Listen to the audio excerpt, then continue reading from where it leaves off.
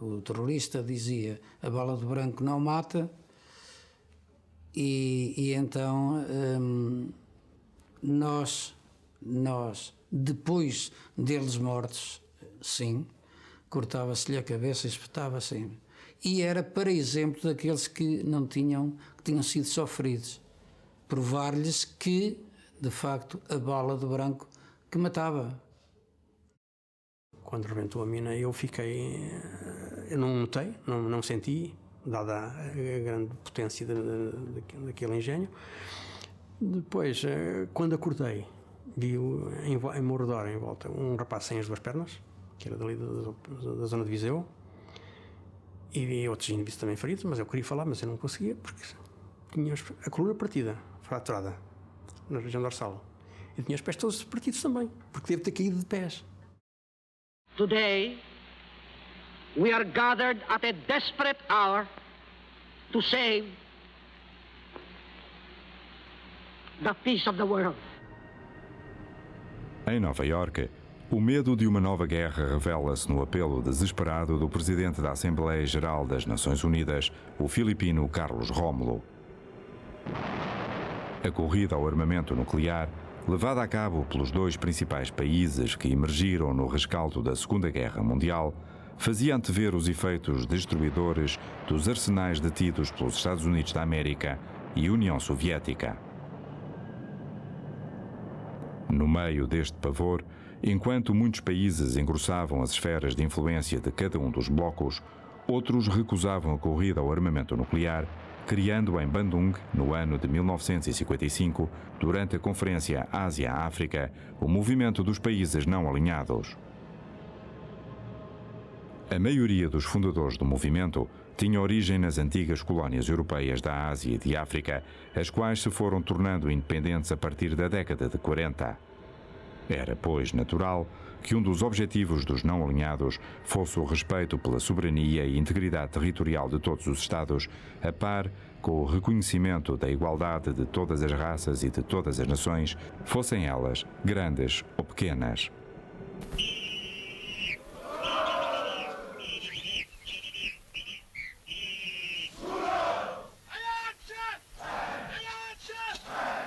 Portugal, país ancestralmente presente nos dois continentes, tinha expresso em 1930, no ato colonial, a sua total indisponibilidade para alienar qualquer parcela dos seus territórios de além-mar. A Constituição Portuguesa, plebiscitada em 1933, considerava a unidade territorial compreendida entre o Minho e Timor. Era claro que esta posição política da década de 30 estava agora em conflito com a nova ordem mundial do pós-guerra. Uma das nações que vai emergir como um país independente é a União Indiana, após vários anos de desobediência civil pacífica à autoridade colonial britânica.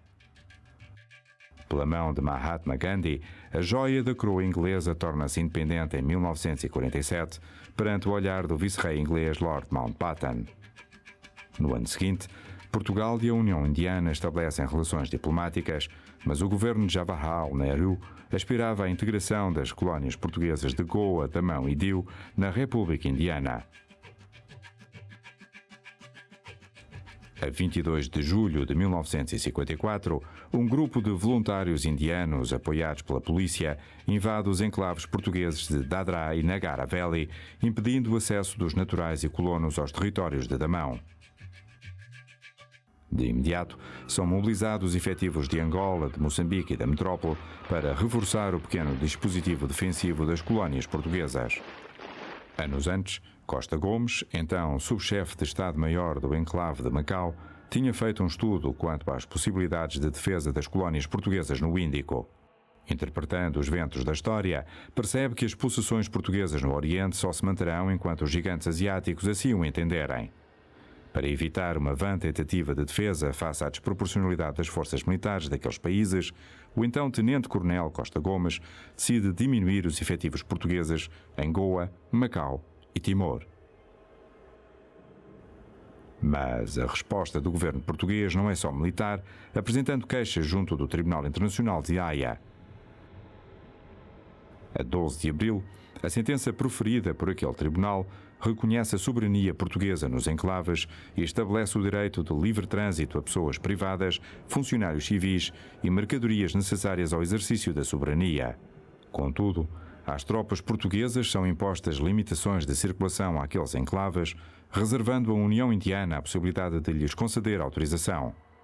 Mas, se a sentença é recebida com júbilo em Lisboa e em Goa, o mesmo não acontece na União Indiana. Em agosto de 61, os enclaves são integrados ao arrepio da sentença de Haia. Após a morte de Gandhi, Nehru dava sinais de poder abandonar a via pacífica que até então caracterizava as suas ações. O presidente do governo indiano iniciara a sua vida política sob a orientação do venerado patriarca do pacifismo. Educado nas melhores escolas britânicas, Nehru foi preso 8 vezes pelas forças inglesas antes da independência e manteve sempre uma atitude de não beligerância. Restava saber como iria o primeiro-ministro indiano levar a cabo a tarefa sem pôr em causa a sua vertente pacifista, assunto que preocupava o governo de Salazar. Para o presidente do Conselho, a cedência de um palmo quadrado de terra de além-mar era algo contrário à formação da nação portuguesa, conforme argumentou aos microfones da emissora nacional.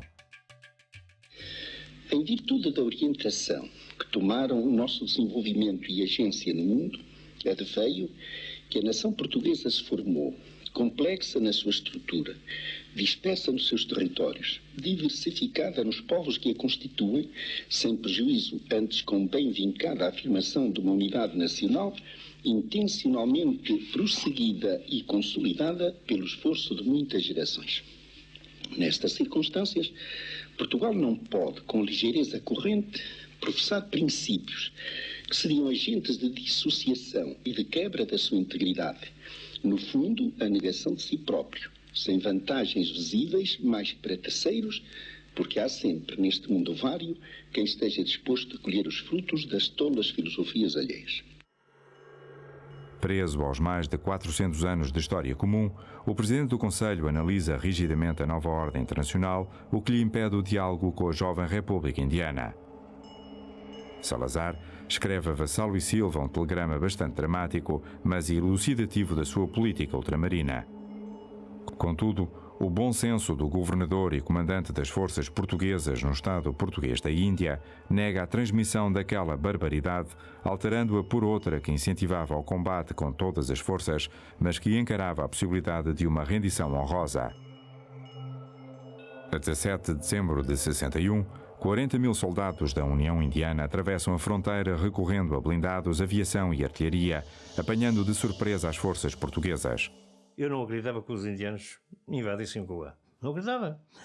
Quando as bombas começaram a cair às 7 da manhã, estava eu com mais 3 ou 4, era o comandante do aeroporto, o piloto Solano de Almeida, era o Lobo da Costa, era o Dr. Pinho, e diz o Lobo da Costa assim: aí vêm eles. E atiram-se todos para o chão. Eu fiquei de pé estupidamente a perguntar: eles quem? Depois não preciso perguntar mais porque as bombas começaram a cair. Mas quer dizer, eu ia naquela do pacifista. Para repostar o ataque, estão 3 mil homens do lado português, equipados com espingardas Kropatschek datadas de 1892, Mausers e metralhadoras Dazer. O que aconteceu em todo o lado era precisamente o não haver comunicações. Havia o indivíduo que se metia numa mota e que ia dar um recado ao outro lado, mas principalmente havia notícias desencontradas. E é aquilo que eu digo, a culpa maior seria das armas. A segunda, a potência que eles tinham em relação a nós, por exemplo, estarmos a ser bombardeados pela aviação. Como é que, psicologicamente, como é que eu, vamos lá ver, reocupo o meu lugar de pessoa? Eu não posso fazer nada, eu baixo a cabeça, atiro com os joelhos para o chão, espero outro e corro mais um bocado e atiro-me outra vez para o chão e passo uma manhã 3 horas nisto. Contudo, as notícias publicadas na capital do Império davam conta de combates encarniçados entre os exércitos, fazendo crer que a manutenção da soberania portuguesa na Índia se irá manter, tal como Salazar tinha ordenado a Vassalo e Silva. Mas a desproporção de meios e a falta de comunicações eficazes permitem apenas manter as posições defensivas durante pouco mais de dia e meio. Há baixas no inimigo, mas caem 32 portugueses durante os combates. Para as tropas portuguesas, pouco mais tempo houve do que queimar documentação confidencial para não cair nas mãos dos invasores e ajudar a embarcar civis, muitos deles rumo a Moçambique. A rendição é a saída para evitar o massacre, mas vai dar uma outra perspectiva da guerra ao jovem alferes Montes Coelho. Nós, nos momentos difíceis, é que reagimos melhor e conhecemos melhor uns aos outros. Não é? Eu, por exemplo, sou católico. E impressionou-me um bocado. Repare que a gente entramos no dia 20, no dia 24 era a noite de Natal. Foi num barracão, onde foi a missa. E quando eu fui comungar, ao meu lado estava o comandante que nos tinha conquistado Goa, o Major Carvalho. Ou seja, aquela história de eu ver que eu estava ali a lutar contra os indianos ou contra os não sei quantos, desmoronou-se tudo. Distribuídos por 2 campos, mais de 3.000 militares portugueses são feitos prisioneiros, entre os quais o general Vassalo e Silva. O dia-a-dia era ocupado com tarefas rotineiras, sem qualquer outro propósito do que manter as pessoas ocupadas. Portanto, tivemos muito trabalho, quer dizer, cortar mato, apanhar pedras, e dizíamos a eles, já apanhámos as pedras todas. Não, ainda há aquelas, eram as mais pequeninas a seguir às grandes. Agora já está tudo. Não, ainda há mais outras pedrinhas. Eu sei que a intenção deles era manter os 1.500 homens ocupados também, não é? Mas aquilo com um calor de 40 graus ou não sei quantos, era um bocado desagradável, não é? Houve lá uma altura que nós decidimos, eu tinha um pouco de experiência disso, fazer um programa radiofónico a imitar aqui as notas que havia aqui no Rádio Clube Português e tal. E então à noite começámos a emitir aqueles programas, ou com notas, ou com versos, ou com que fazia com que as pessoas se sentassem ali todos no chão a ouvir aquilo. Foi um momento importante e pronto, e agora está escrito em vários livros, que ajudou a manter a moral da rapaziada. Inconformado com a rendição, Salazar mantém num impasse durante vários meses as negociações com a União Indiana, ao mesmo tempo que detém, sobretudo no ultramar, cerca de 15.000 cidadãos indianos como represália pela invasão do Estado da Índia. Após 6 meses de cativeiro, debaixo de temperaturas que rondavam os 40 graus, rodeados de arame farpado, mal alimentados, angustiados e sem certezas quanto ao seu futuro, os militares portugueses são repatriados por via marítima. As expectativas da chegada ao Tejo são muitas, mas há ainda uma surpresa que lhes está reservada. Pensávamos nós que tudo tinha acabado, não é? É malgria, vamos embora, quando, no nosso espanto, que o navio, em vez de vir diretamente e atracar ali no cais de Condovas, ficou parado ao longe. Uma avaria técnica, mas não sei o quê, nunca nos disseram nada. Só lá para as 4 da manhã aquilo começou a avançar e então chegámos lá pelo porto de cima, portanto era tudo polícia militar, todos com uma coisa branquinha ali assim na maneira, que estavam a defender os protegentes, que estavam-nos a defender da população de Lisboa. Os meus pais estavam lá à minha espera, foram mandados para Évora, porque já sabiam que a minha unidade era Évora e ia parar a Évora. Foram mandados para Évora e depois lá fomos de comboio, enfiados dentro do comboio. Isso aí, pá, talvez seja aquilo que as pessoas ainda mais guardam de rancor e de raiva e de não sei quantos, não é? É claro que depois eu posso dizer, um professor de História e outros assim, que disseram: oh rapaz, tu não foste daqueles que estiveste na Índia? Faz quando aqueles crucificaram Cristo. Eu disse: fui. Não havia armas, não havia nada. Tirasse com pedras. Quer dizer, com a censura a controlar toda a comunicação social, não era difícil manipular a opinião pública portuguesa, a qual via na rendição dos soldados um ato de traição à pátria. Isso foi de uma violência de tal maneira que não só eu, mas todos os outros com quem eu falava, deixámos de falar que tínhamos estado em Goa. Portanto, não, era uma parte da vida nossa que não relatávamos mais. Este sentimento de traição teve consequências para todos os militares. Enquanto a vida civil corria dentro da normalidade instituída, a 22 de março do ano seguinte, concluía-se o processo disciplinar instruído sem qualquer possibilidade de defesa. O Governo aprovou o parecer da Comissão de Inquérito e demite das Forças Armadas 10 oficiais, entre eles o general Vassalo e Silva, enquanto outros 5 passam compulsivamente à reforma e 9 são suspensos por 6 meses. Aos oficiais ilibados, proíbe-se a discussão das condições de cativeiro com os seus camaradas. Será preciso esperar pela democracia para que, a 19 de dezembro de 1974, Costa Gomes, agora General e Presidente da República, promulgue o decreto-lei que anula os castigos e reintegra os oficiais afastados das Forças Armadas. A perda do Estado português na Índia marca o início do declínio do Império do Ultramar. Com efeito, antes da invasão das colónias portuguesas na Índia, iniciara-se em fevereiro de 61 um ataque de civis africanos organizados em torno da UPA à cadeia de São Paulo, em Luanda. Apanhadas de surpresa, as autoridades portuguesas sofrem as primeiras baixas. 6 polícias são mortos, há bastantes feridos e a paz naquela colónia é francamente abalada. De imediato, são mobilizadas a partir da metrópole forças policiais para manterem a ordem pública, enquanto em Luanda se organizam milícias para ajudar a garantir a segurança dos colonos.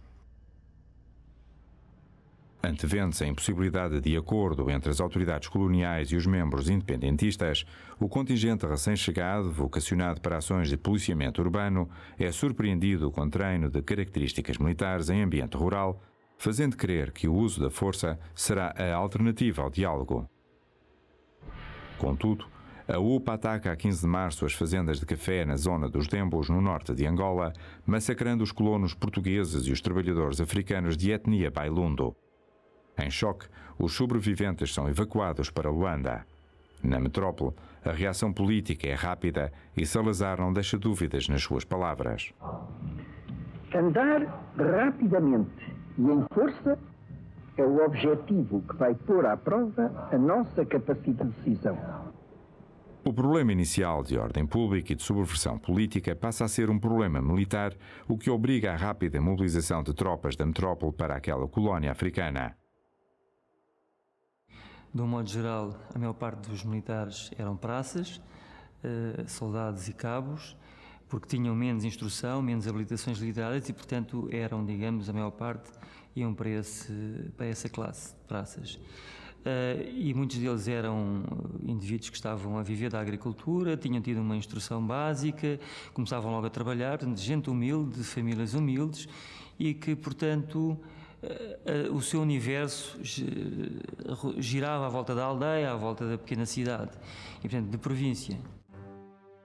Apesar das importantes obras públicas levadas a cabo na década anterior, o Portugal dos anos 60 é ainda um Portugal muito ruralizado, de pequena propriedade, que trabalha o campo numa perspectiva de subsistência com uma mão de obra pouco qualificada e instruída. A educação, uma das bandeiras da Primeira República, a braços com uma taxa de analfabetismo de mais de 70% da população portuguesa, tornou o ensino obrigatório até à 3ª classe para todas as crianças. De 1926 em diante, o ensino irá sofrer grandes mudanças, sobretudo de caráter ideológico. Assim se cria a chamada Escola Nacionalista, baseada em forte doutrinação de caráter moral, apoiada na ocupação dos tempos livres promovida pela mocidade portuguesa. Os programas estabelecem 4 anos de aprendizagem escolar base, os quais eram obrigatórios apenas para os rapazes e adultos, e criam-se nas regiões rurais os postos de ensino, cujos mestres, os regentes escolares, em muitos casos sabiam apenas ler e escrever, sendo-lhes, no entanto, exigida uma comprovada idoneidade moral e política. O combate ao analfabetismo, bandeira da Primeira República, deixa de ser considerado uma prioridade durante grande parte da ditadura, já que a ignorância da leitura e da escrita evita a contaminação de doutrinas consideradas perniciosas e desestabilizadoras. E assim se passaram várias décadas, mantendo-se no obscurantismo uma parte significativa da população. O que conheciam da guerra é que havia a guerra, né? Que iam muitos e não voltavam. Era o que eles conheciam da guerra, eles não sabiam mais nada, eram pessoas um bocado atrasadas também, e não sabiam mais nada. Eu lembro-me de uma vez em que Salazar falou ao país, aquilo veio gente, eu não sei de onde, para um sítio onde tinha um aparelho de telefonia para ouvirem o Salazar. Quer dizer, as pessoas nem telefonia tinham naquele tempo.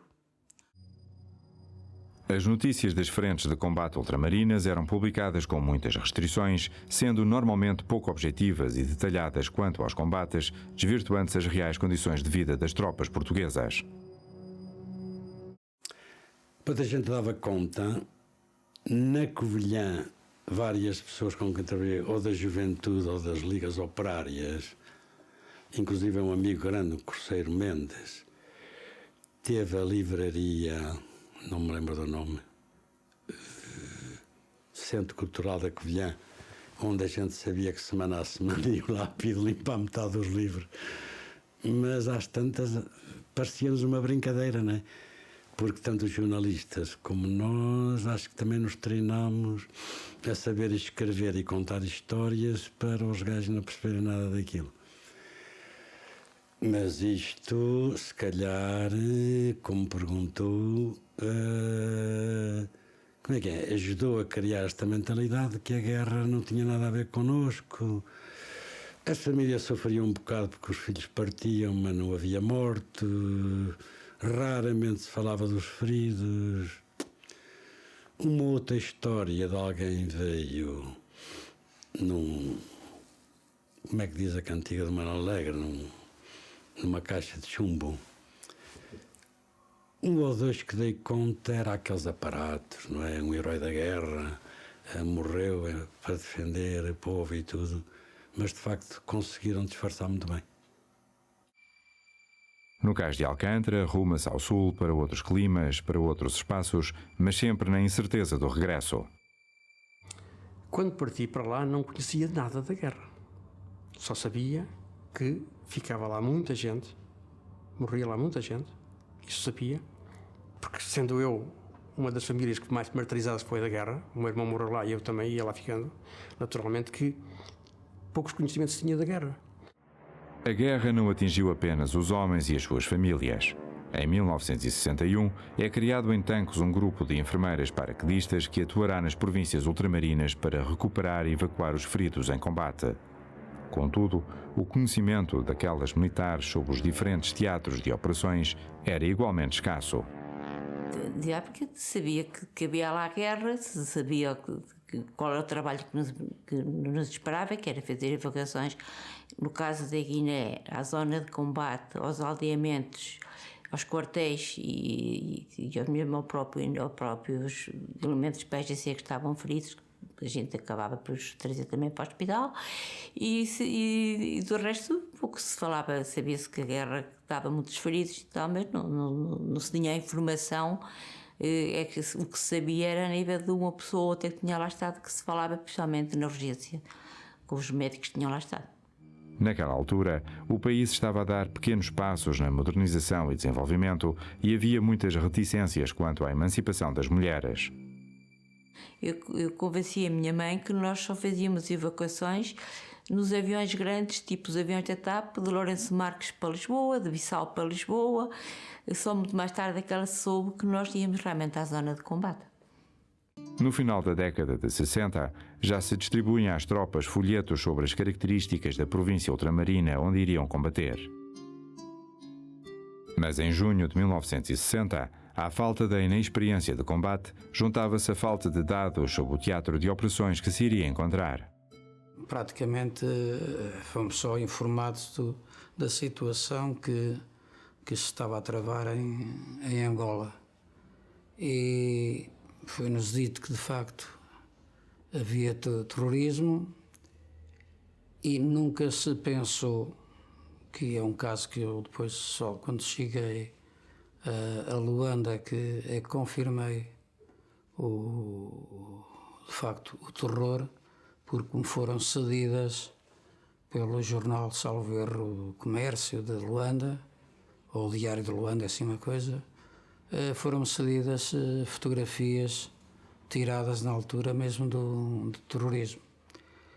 E eu, com essas fotografias, fui mostrá-las ao meu pelotão, à minha secção, para lhe dar a entender praticamente aquilo que íamos passar. Portanto, tudo aquilo que estava ali já não seria possível de acontecer, mas íamos enfrentar o inimigo e que nos podia, de facto, acontecer ainda alguma coisa, porque a katana era de facto um instrumento de trabalho, mas que estavam bem afiadinhas e uma katanada era o suficiente para nos cortar logo um braço, de uma só vez. José Figueiredo participa na Operação Viriato, lançada a partir de Luanda com destino ao norte, onde se deram os massacres de Nambuangongo. A progressão na mata era difícil e lenta, em parte devido às más condições da picada e às imprecisões dos mapas, e também devido ao encontro constante de abatices criados pelos guerrilheiros em zonas favoráveis a emboscadas. O meu batismo de fogo foi um pouco atripulado pelo facto de que, portanto, era a minha companhia, eu tinha sido destacado para ir à frente da companhia, com a minha secção, e como íamos em fila indiana, eu, embora fosse atento a todos os movimentos, levava ainda comigo conhecedores da zona, portanto iam uns 2 ou 3 indivíduos brancos, conheciam bem a zona, e a certa altura, dentro da própria mata, havia 2 trilhos, nós íamos por um. Entretanto, dá-se ali um cruzamento de trilhos, seguimos um que na verdade não tinha seguimento. Cortava ali e tivemos que voltar para trás para enveredar por outro trilho. Andámos aí uns metros quando passa por mim os indivíduos que também iam armados, eram brancos e conheciam a zona, sem ripostarem a qualquer coisa. Porque não houve tiros, passam por mim a dizer: fujam que morremos todos. É claro que era o nosso batismo de fogo, não tínhamos ainda tido contacto com o inimigo, nem sabíamos como é que eles vinham armados, se vinham só com katanas ou coisa do género, e de facto houve ali uma atrapalhação muito grande.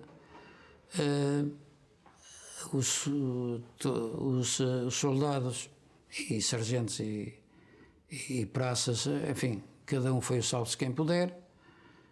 Eu não tive hipótese de fugir porque não tive pernas e fiquei ali, enfim, a olhar para a frente, de arma em punho, a ver se de facto eles avançavam e eu podia reagir, porque eu não tive reação de facto para voltar para trás. Nós temos um mecanismo de defesa que é de reação de luta ou fuga.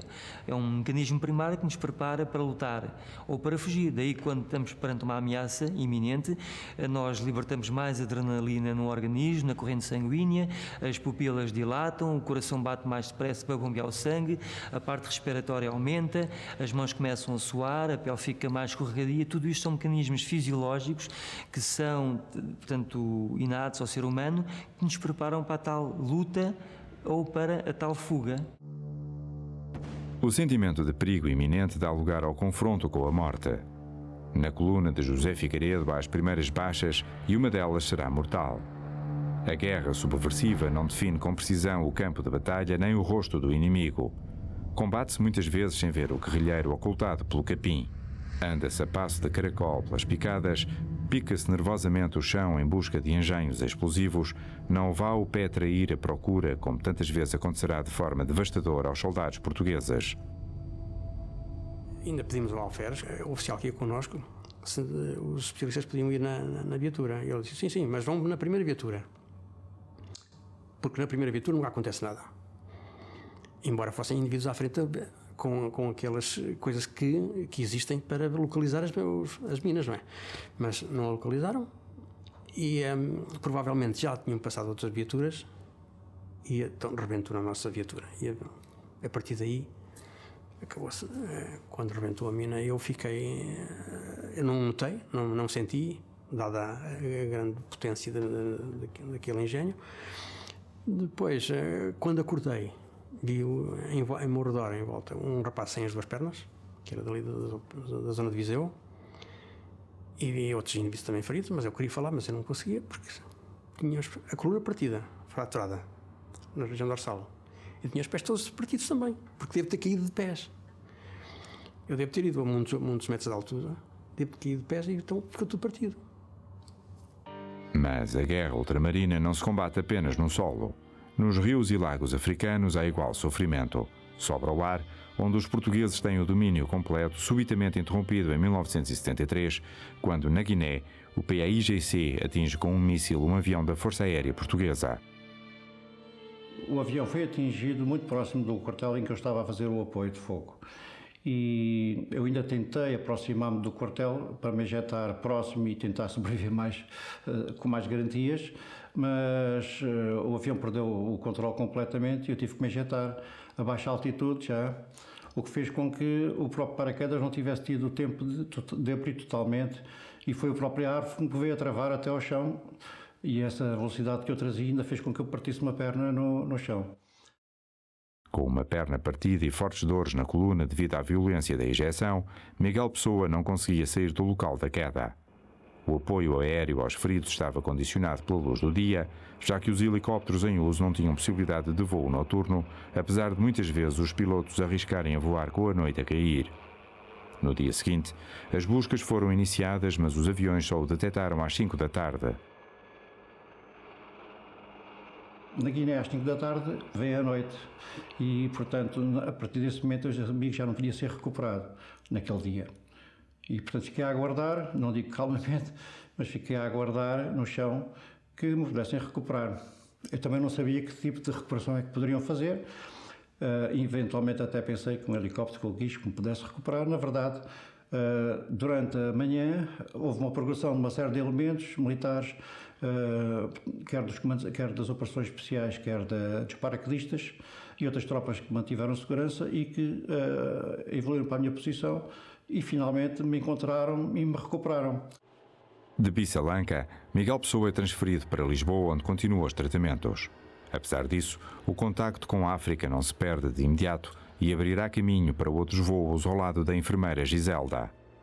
Quando vínhamos cá, havia por hábito, quando estava mesmo que estivessem cá de férias, a gente contactava com o grupo, com quem estava lá.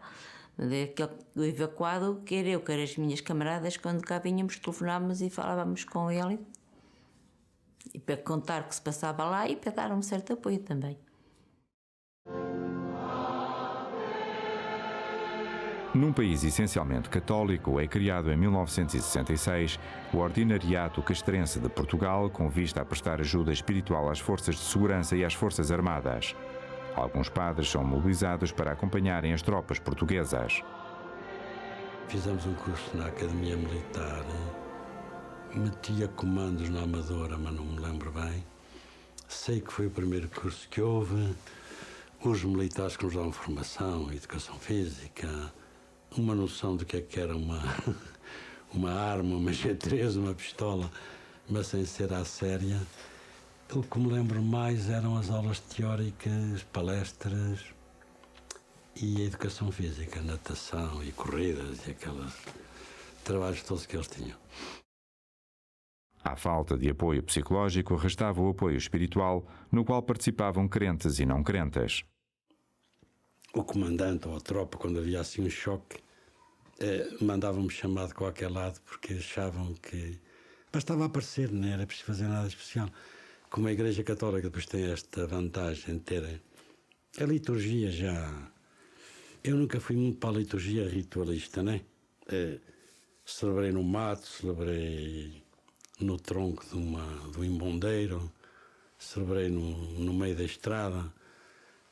Mas como ali na central havia capela e havia aqueles rituais, pronto, as pessoas... É como estas coisas que assistem aí à Nossa Senhora de Fátima e ao Papa. Eu não concordo muito, mas acho que é catalisador ou é embriagante, como é que se diz? Assim. Bom, ajuda a descomprimir. Acho que era o papel. Acho que para a guerra e para o bispo, que falei só 2 vezes com ele, era o papel que os capelães tinham, era servir de tubo de escape. E numa Páscoa ou no Natal, fui com o Furriel, que tratava das berliers e dos jipes que tinham rebentado. E assim, epá, tanto material aqui estragado. E eu, se não tivesse ido para padre, acho que tinha ido para arquiteto. A gente não fazia aqui uma capela gira com estas coisas. Ele olhou assim para mim, era açoriano, portanto os do norte, religioso e tal. Era dos que iam à missa e tal. E assim, vou pensar nisso, mas isso é um disparate. E depois fomos para a cantina e fizemos, acho que era, ainda tinha aí o desenho no envelope. É assim, 4 traves aqui, uns bidões aqui, uns bidões a fazer uma torre, as chapas ali da caminhonete e da Berlier a fazer de mesa de altar e aquelas coisas, os eixos dos caminhões e tal, fazem uns candelabros e tal, pá, fica aqui uma capela gira. Eu só lá fui daí 1 mês, então não é que eles tinham feito. E fizeram uma torre de bidões. E depois eu tinha dito à Nossa Senhora, que veio lá de Miandica, que diz que valeu lá, só morreu um moço e tal, que valeu aos outros, ficasse aqui ao lado do altar, que é para quando a gente vier e tal, estar aqui pertinho. Não, pronto, puseram uma jante no cimo dos bidões, assim como um nicho de uma torre, e meteram lá a Nossa Senhora de Miandica. Acho que tem aí nas fotografias e na página, mas são coisas que passam. O horror da guerra pode ser atenuado na altura e com o passar do tempo, mas ele não deixa de ser o resultado da ação humana, mesmo que para ela se tente encontrar algumas justificações. De um modo geral, se calhar, há situações em que se mataram crianças, se mataram civis, mulheres, enfim, inocentes, são os danos colaterais da guerra, que muitas vezes, quer do nosso lado, quer do lado dos opositores ou dos guerrilheiros, que também cometeram excessos. E então procurei sempre que os meus homens matassem sim em legítima defesa, mas nunca fazer tropelias como houve casos disso. Isso eu também não nego, mas eu nunca consenti que na verdade os meus homens fizessem tropelias, porque havia aquela coisa de, e isso aconteceu, é verdade, eles tinham o terrorista dizia, a bala de branco não mata, e então nós, depois deles mortos, sim, cortava-se-lhe a cabeça e espetava-se. E era para exemplo daqueles que não tinham, que tinham sido sofridos, provar-lhes que, de facto, a bala de branco que matava. Não era como eles o diziam. E foi nesse contexto que, na verdade, estão publicadas aí em diversos jornais. Eu próprio também acabei por tirar fotografias a esses corpos, mas foi mais a razão, e já depois deles mortos, não, nunca em vida, não é? A guerra não se deseja e quando acontece espera-se que seja breve. Na África Portuguesa, a guerra arrasta-se desde 61 e não poupa ambos os lados, nem as populações locais que se veem obrigadas a sair das suas terras devido ao conflito e que tanto podem ficar em aldeamentos construídos pela administração portuguesa, como podem viver na proximidade das bases da guerrilha, mas sempre debaixo de algum controlo. Na metrópole, à medida que o tempo passa sem solução para a guerra, muitos jovens abandonam o país antes da incorporação ou contestam-na nas universidades. Mas a grande maioria continua a ir por entre a ignorância, a convicção e medos variados. Disse sempre que não voltava. Ele tinha, por vezes, pesadelos. E nesses pesadelos apareciam-lhe sinais que ele contava a mim, que era irmão. Os meus pais não contavam, vá. Pronto, era isso. Manuel Ribeiro, filho mais velho de 12 irmãos, tombou para sempre em Moçambique durante uma emboscada. A notícia chegou pelas vias oficiais, mas Frutuoso Ribeiro viu-a publicada no jornal. Eu recordo-me só que comprei o jornal, o Diário de Notícias, e vinha uma colunazinha no jornal com a notícia.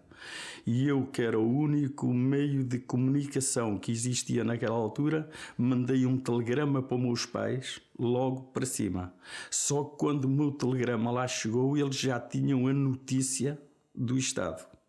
Já tinham a notícia, quer dizer, eu depois perguntei à minha mãe se receberam esse telegrama, ela nem sequer me soube dizer, não soube dizer se receberam, se não receberam, sabiam só da notícia que lhes foram lá dar pessoalmente. Parece que foi pessoalmente que lhe foram dar. Os mortos, de quem raramente se fala, são exaltados na Praça do Comércio em prol da propaganda do regime. Por entre desfiles e discursos, as medalhas póstumas são muitas vezes para os familiares a única recordação daqueles entes queridos. O Estado não assegurava a trasladação de imediato, só o fazendo quando fosse oportuno, suspendendo com isso o luto das famílias. Estou-me a lembrar que, por exemplo, há estudos, nomeadamente no exército americano, em que as mulheres de combatentes desaparecidos em combate têm sempre níveis de ansiedade e têm níveis de patologia mais elevados e têm mais psicopatologia do que as mulheres de combatentes que morreram, mas que fizeram luto e trouxeram os corpos e estão em cemitérios, ou têm, portanto, foram feito o seu ritual de luto e, portanto, estão em paz a descansar. Aquelas mulheres, aqueles pais, aquelas pessoas que perderam os filhos na guerra colonial e que não os puderam recuperar, obviamente não fizeram o luto, não fecharam o ciclo do luto e, portanto, o luto pode ser ficado patológico porque não se conseguiu recuperar o corpo e, ao não se conseguir recuperar o corpo, então o luto não pode ser fechado. Portanto, os níveis de ansiedade aumentam face a essa situação. Onde é que estará o cadáver? Onde é que estará o corpo do meu filho? Onde é que estará o corpo daquela pessoa que pertencia à minha família? E isso causa uma angústia muito maior. Era sempre um peso. Há sempre ali uma perda. E é assim, a minha mãe é que sofreu mais, e o meu pai, né? E nós com eles. Pronto, existia sempre na cabeça de nós todos a ideia de que havia alguém que estava sempre fora. Até que chegou ao fim. Chegou. Está cá. É nosso.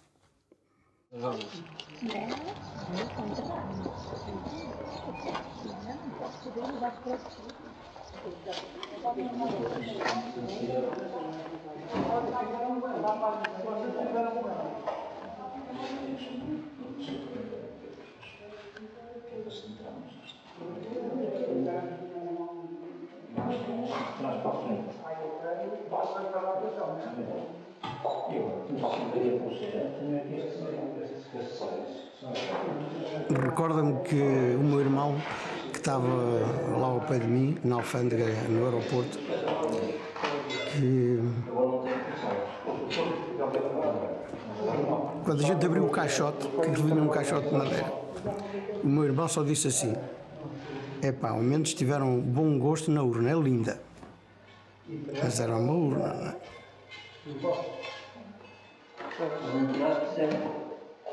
Para esta posso tirar, ela era lindamente cerveja na altura que éramos maiores amigos. Henrique Ribeiro tinha 12 anos quando viu pela última vez o seu irmão Manuel. Foi a 30 de dezembro de 1965. Nunca mais se iriam encontrar. 45 dias depois de ter chegado a Moçambique, o soldado Manuel Ribeiro fazia parte de uma das muitas colunas que levavam apoio logístico para as unidades no interior de Cabo Delgado. As colunas militares eram um alvo apetecível para a guerrilha e só o apoio aéreo da Força Aérea impedia com eficácia os ataques. A notícia da sua morte chegou antes dos últimos aerogramas, onde dava conta de que se encontrava bem. O seu corpo ficou sepultado em Mocimboa da Praia durante mais de 45 anos e só os esforços continuados dos irmãos Ribeiro permitiram o regresso dos seus restos mortais a 12 de junho de 2011. Isto é assim, todas as coisas têm um princípio. E deves ter aí a certidão de óbito. Eu tenho também uma fotocópia. Tenho a certidão de óbito, tenho... Foi adquirida no Palácio de Chelas. O boletim de enterro, o certificado de enterro. E pronto, com estes documentos a gente tinha todas as indicações que a campa do nosso irmão não estava de maneira nenhuma mal identificada, porque não, estava bem a pedra existia lá tens aí, as características aí, eu tenho também. E por conseguinte não tínhamos o problema que aquele general teve. Exatamente. Quando encontrou o outro sem qualquer identificação. Exatamente. No dia do regresso dos seus restos mortais, durante a cerimónia fúnebre militar, acrescentou-se mais um dado relevante para as causas da sua morte. Neste percurso havia uma zona perigosa que era conhecida por Curva da Morte. E enquanto houve a tal cobertura aérea, nada aconteceu. Porém, numa visita que foi feita à companhia, um senhor general, de nome António dos Santos, com altas funções de comando, entendeu que já não era necessário mais cobertura aérea. E no dia seguinte, na tal Curva da Morte, aconteceu a maior emboscada de que me lembro. Nesta emboscada, o Manuel Ribeiro foi ferido gravemente, tendo os feridos que recebeu provocado a sua morte.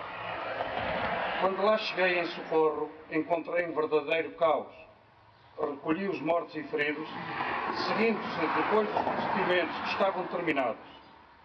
Houve mais mortos e várias viaturas atingidas, mas a homenagem vai para este nosso amigo que hoje viemos recordar.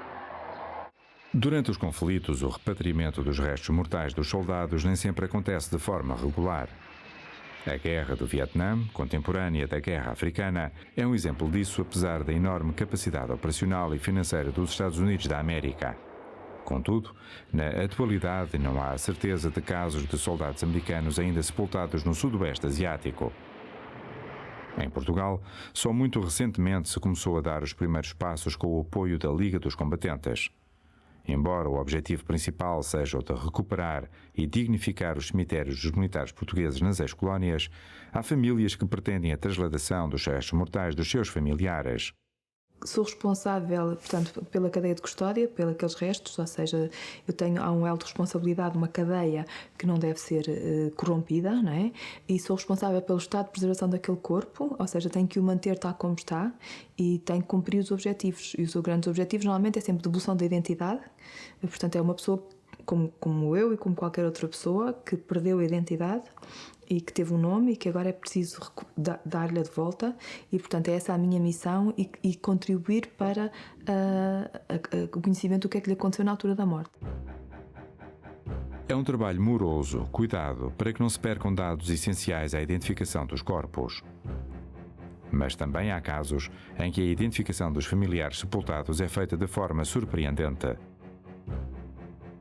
A instituição do trabalho dá bolsas de estudo a estudantes carenciados e andava aqui um rapaz de cor que andava na faculdade e eu perguntei-lhe primeiro a casa de onde é que ele era e ele era, diz, eu sou da Guiné. Guiné? Tem graça que eu também lá estive, fui ferido na Guiné, assim. E o meu irmão está lá morto, foi lá enterrado, em Bissau. Foi. Eu vou passar o Natal a Bissau. Sim, se não te importas, tiravas uma fotografia à campa do meu irmão? Tiro, sim senhora. E o rapaz tirou a fotografia à campa do meu irmão e verifiquei que passado muitos anos, ainda estava bem tratada. Enquanto cumpriu a sua missão na Guiné, José Martins visitava com frequência a campa do seu irmão. Regressado a Portugal na sequência da gravidade dos seus ferimentos, nunca mais lhe foi possível fazê-lo, mas a necessidade de trazer o irmão de volta não diminuiu com o tempo. Como o Ministério do Exército indicou à minha mãe que, passados 5 anos, o corpo era colocado onde os herdeiros o entendessem, coisa que nunca se veio a verificar. Os restos mortais do primeiro cabo João Martins Lourenço repousam agora em Ínfias, no concelho de Fornos de Alcodres, ajudando a sarar as feridas abertas pelo mais longo conflito militar em que os portugueses participaram. Foi um tempo de danos, não é? Anos, porque foi-se arrastando, foi uns 3 ou 4 anos, e o que é facto é que não consegui acabar o meu curso, não consegui nada, não é? Terminei como bancáriozinho, aquilo que eu dizia que nunca queria, estar agarrado a uma secretária toda a vida, ora toma, foi o que aconteceu, não é? Só por um ano, só me faltava um anito, acabou-se o dinheiro e acabou-se tudo. Estas coisas a mim doem-me, porque quem tanto deu à nação, estejamos esquecidos desta maneira. Estou limitado para toda a minha vida, não posso andar em pé, não posso estar em pé muito tempo. Isto saiu de antemão, porque fui ferido nas duas pernas, os dois pés, ficaram todos partidos, todos desfeitos. Houve uma consciencialização, enfim, da penalidade da vida nas pessoas e portanto, a tentativa de tentarmos aproveitá-lo o melhor possível, não é? Eu acho que no comportamento das pessoas, é que nas situações de guerra nota-se muito mais que a gente aprende muito o comportamento das pessoas e o relacionamento com as pessoas. Acho que a imagem que eu tenho é a marca para nós de que o pessoal estava a começar a ficar apanhado, é quando virava a boina ao contrário e as fitas serviam para soprar, porque não podiam falar, não havia telemóveis. Era o sinal mais evidente que o pessoal estava-se a passar dos carretes. Não é? Primeiro terem perdido o filho e nós o irmão, e depois em não poderem conseguir fazer um funeral. Pronto, nunca mais o verem, pronto. Foi uma despedida para sempre. Ao longo de mais de 14 anos, foram mobilizados cerca de 1 milhão de jovens. A guerra apanhou-os na flor da idade, fez feridos e estropiados, anulou projetos de vida e deixou à amargura da falta de reconhecimento do esforço e da entrega por parte de uma sociedade que, em si mesma, procurava encontrar respostas para aquele conflito que, afinal, não lhe pertencia.